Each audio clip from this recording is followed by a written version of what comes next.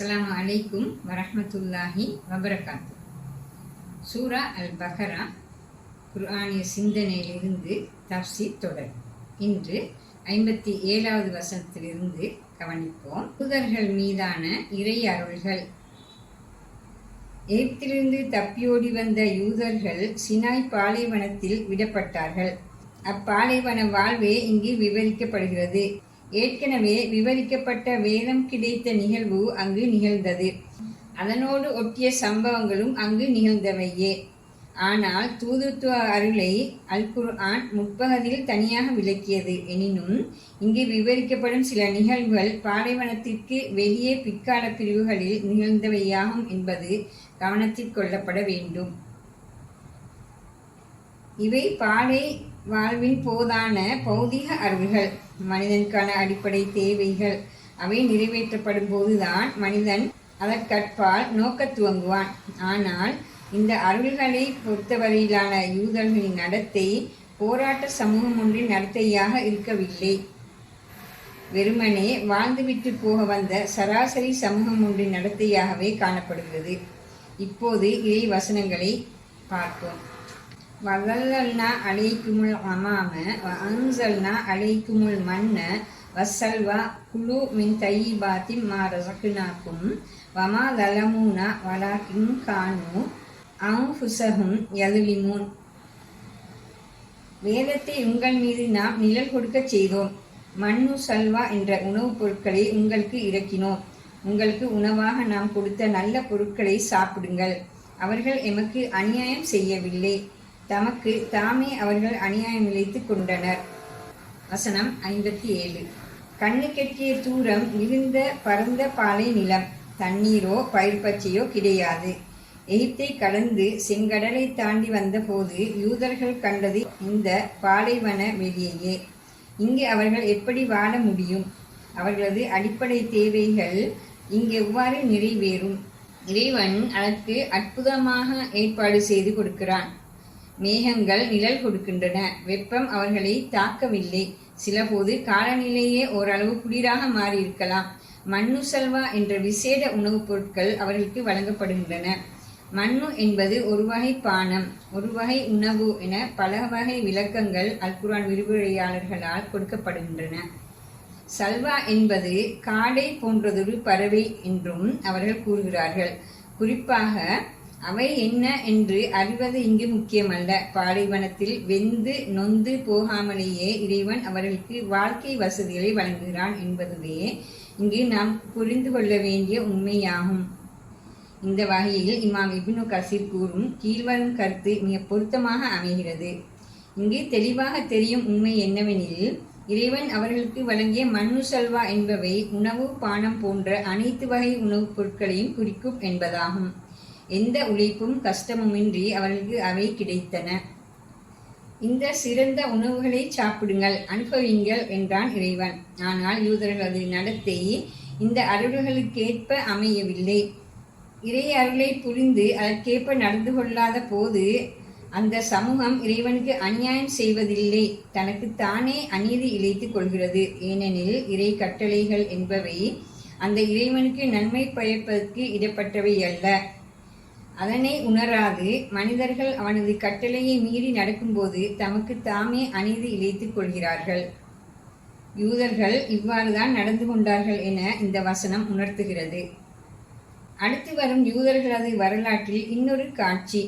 அங்கே பாலைவனத்திலிருந்து யூதர்கள் ஆட்சியாளர்களாக மாறுகிறார்கள். வயதகுல் நதுகுலு ஹாதிஹில் கரியத ஃபகுலு மின்ஹா ஹைது ஷிஅ்தும் ரகதன் வதுகுலுல் பாப சுஜ்ஜதம் வகுலு ஹித்தத்துன் நாஃபிர் லகும் ஹத்தாயாக்கும் வசனஸீதுல் முஹ்சினீன். ஃபபத்தலல்லதீன ஸலமு கௌலன் கைரல்லதீ கீல லஹும் ஃபஅன்ஸல்னா அலல்லதீன ஸலமு ரிஜ்ஸம் மினஸ் ஸமாஇ பிமா கானூ யஃப்ஸுகூன். இப்பிரதேசத்தில் நுழையுங்கள், அங்கு விரும்பியவாறு தாராளமாக சாப்பிடுங்கள். அதன் வாயிலால் நுழையும் போது சிரம் தாழ்த்தியவாறு மன்னித்து விடுவாயாக என கூறிக்கொண்டு செல்லுங்கள். நாம் உங்கள் பாவங்களை மன்னித்து விடுவோம், மிகச் சிறந்த முறையில் செயற்படுவோருக்கு அதிகம் அதிகம் நற்கூலி வழங்குவோம் என்று இவ்வாறு நாம் கூறியவற்றை நினைவு கூறுங்கள். ஆனால் அநியாயக்காரர்கள் தமக்கு கூறப்பட்ட சொல்லை மாற்றி கூறினர். அந்த அநியாயக்காரர்கள் மீது வானிலிருந்து தண்டனையை அவர்கள் இழைத்த பாவத்தின் காரணமாக நாம் இறக்கினோம். வசனங்கள் 58-59. அது ஒரு வளம் நிறைந்த நகரம். பாலைவன வாழ்க்கைக்கு மாற்றமாக வளம் நிறைந்த பூமி யூதர்களுக்கு கிடைக்கிறது. நன்கு நாகரிக வளர்ச்சியுற்ற நகரில்தான் வாழ்க்கைக்கான வசதிகள் தாராளமாக கிடைக்கும். எனவே யூதர்கள் வெற்றி கொண்டது அப்படியொரு நிலமாக இருந்திருக்க வேண்டும். அந்நிலையில் மிகுந்த வசதியுடனும் அதன் செல்வங்களை அனுபவித்தும் அங்கே அவர்கள் வாழலாம். இதனை நேரடியாக கூறி அவ்வாறு அங்கு வாழ இறைவன் அனுமதிக்கிறான். ஆனால் தூது பெற்ற சமூகத்தின் ஒழுக்கமும் பண்பாடும் மிக உயர்ந்தது. வெற்றி மமதையும் ஆணவமும் அவர்களை பீடிக்க கூடாது. செல்வங்களை அனுபவிப்பது மட்டுமே அவர்களது நோக்கமாகவும் இருந்துவிடக் கூடாது. எனவே அந்த நகரினுள்ளே நுழையும் போது பணிவுடன் தலை தாழ்த்தி மன்னிப்பு கேட்டுக்கொண்டு நுழையுமாறு யூதர்களுக்கு இறைவன் கட்டளையிட்டான். வெற்றி இறைவனுடையது. எனவேதான் அந்த பணிவு. வெற்றிக்கு வரும் பாதையில் பல தவறுகள் நிகழ்ந்திருக்க கூடும். எனவேதான் அந்த பாவ மன்னிப்பு. இதுவே இறை தூது வெற்றியாளர்களுக்கு கற்பிக்கும் உயர்ந்த ஒழுக்கம். வெற்றியின் போதான இந்த ஒழுக்கம் மிகச்சிறந்த நடத்தை கொண்டோரின் பண்பு. இறை தூதரின் மாணவர்கள் நாடு பிடிக்கும் ஆசை கொண்டவர்கள் அல்ல, அதிகார வெறி உடையவர்களும் அல்ல. இந்த பின்னையிலான நடத்தை காரணமாக அவர்களின் பாவங்களை இறைவன் மன்னித்து விடுகிறான். இத்தகைய உயர் நடத்தை கொண்ட அவர்களுக்கு மேலும் மேலும் அருள் வளங்களை அதிகரித்து கொடுக்கிறான்.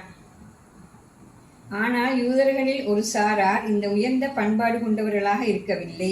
அந்த அநியாயக்காரர்கள் இவ்வழகிய நடத்தைகளுக்கு பதிலாக கீழ்த்தரமாக நடந்து கொண்டார்கள். இறைவன் கொடுத்த பாவ மன்னிப்பு வார்த்தையை விட்டுவிட்டு வேறு வார்த்தையை அவர்கள் பாவித்தனர். வெற்றியின் போதான இத்தகைய பிழையான நடத்தை மிக அபாயகரமானதாகும். எனவே அவர்களை இறைவன் தண்டித்தான். மாற்றி பாவித்த அந்த வார்த்தை என்ன என்பது இங்கு முக்கியமல்ல. அது பற்றி விளக்கம் எதுவும் ஆதாரபூர்வமாக இறை தூதரது வார்த்தைகளில் ஹதீஸ்களில் எங்கும் வந்ததாக தெரியவில்லை. யூத சமூகம் எகிப்திலிருந்து மீட்கப்பட்ட போது மூசா அலைஹிஸ்ஸலாம் அவர்களை பைத்துல் முகத்தஸ் பூமியில் அங்கு அப்போது ஆட்சியில் இருந்தவர்களோடு போராடி நுழையுமாறு கட்டளையிட்டார்கள். ஆனால் யூதர்கள் பயத்தாலும் கோழைத்தனத்தாலும் அக்கட்டளையை ஏற்க மறுத்தார்கள். அந்நிலையில் அவர்கள் சினாய் பாலைவனத்தில் விடப்பட்டார்கள். அங்கு அவர்கள் 40 வருட காலத்தை கழித்தார்கள். இந்த இடைக்கால பிரிவில் அவர்களில் ஒரு புதிய பரம்பரை தோன்றியது. மூசா அலைஹிஸ்ஸலாம் மரணித்துவிட அவர்களுக்கு பின்னரான யூதர்களின் தலைவர், அதாவது யூஷா இப்னு நூன் அவர்களை வழிநடாத்தி சென்ற போதுதான் அந்த வெற்றி சாத்தியமாகியது. இங்கு குறிப்பிடப்படும் நகரம் எது என அல் குர்ஆன் வரையறுத்து சொல்லவில்லை. எனினும் மேலே குறிப்பிடப்பட்டவாறு அல் குர்ஆன் விரிவுரையாளர்கள் பலர் அது பைத்துல் முகத்தஸாக இருக்கலாம் என்று கூறுகிறார்கள். முகமது அசத் பலஸ்தீனின் நிலம் என பொதுவாகவும் இமாம் இப்னு கசீர் அது குதுஸ் நகர் எனவும் கூறுகின்றனர். அந்நகர் எது என வரையறுத்து கூறுவது இங்கு முக்கியமில்லை. இவ்வசனங்கள் முன்வைக்கும் கருத்தை புரிவதே அவசியமானதாகும். இப்பின்னணியில் இங்கு குறிப்பிடப்பட்ட முதலாவது நிகழ்வுக்கும் இரண்டாவது நிகழ்வுக்கும் இடையே கால இடைவெளி உள்ளது. 40 வருடங்களுக்கு முன் ஒரு கொடுங்கோல் ஆட்சியாளனிடமிருந்து தப்பியோடி சினாய் பாலைவனத்திற்கு வந்து சேர்ந்த அம்மக்கள் தாமே இன்னொரு கொடுங்கோலனை விரட்டி அடித்து ஓர் அரசமைக்கும் அளவுக்கு உயர்ந்து விடுகிறார்கள். இது மிக பாரியதொரு அருள். யூதர்கள் இறைவனுக்கு பெரும் நன்றியுடையவர்களாக இருக்க கடமைப்படுகிறார்கள். ஆனால் அவர்களில் ஒரு சாரார் இறை கட்டளைக்கு மாறு செய்து அநியாயமே இழைத்தனர். இவ்வாறு அல் குர்ஆன் இரு நிகழ்வுகளையும் ஒன்றாக குறிப்பிட்டதனூடாக யூத சமூகத்தில் ஏற்பட்ட பாரிய மாற்றத்தை சுட்டிக்காட்டுவதோடு அமையாமல் அந்த உயர்வை தக்க வைத்துக் கொள்ளும் தகுதியற்றவர்களாக அவர்கள் இருந்தமையையும் உணர்த்துகிறது. மீண்டும் பாலைவனத்துக்கு வருகின்றன வசனங்கள். இத்துடன் இன்றைய பகுதிக்கான விளக்கம் முடிவடைகின்றது. இன்ஷா அல்லாஹ் அடுத்த வீடியோவில் சந்திப்போம். அஸ்ஸலாமு அலைக்கும் வரஹ்மத்துல்லாஹி வபரகாத்துஹு.